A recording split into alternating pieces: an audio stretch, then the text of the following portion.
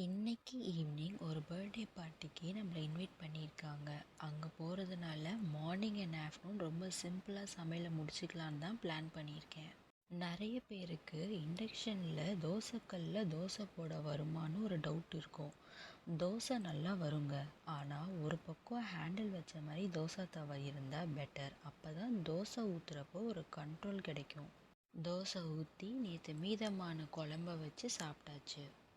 இன்றைக்கி நான் இந்த ட்ரெஸ் தான் போட போகிறேன். இந்த ட்ரெஸ்ஸு வாங்கி ஒரு 3 வருஷம் இருக்கும். இதை தமரான்னு ஒரு ஆன்லைன் ஸ்டோரில் தான் வாங்கினேன். வெளியே கிளம்புறோன்னா முன்னாடி நாளே அன்னைக்கு போட போகிற எல்லா திங்ஸையும் பிளான் பண்ணி செப்பரேட்டாக எடுத்து வச்சுருவேன். எனக்கு மேக்கப் பற்றி அவ்வளோ தெரியாது, அதனால் ஸ்கின் கேர் மட்டும் ப்ராப்பராக பண்ணிடுவேன்.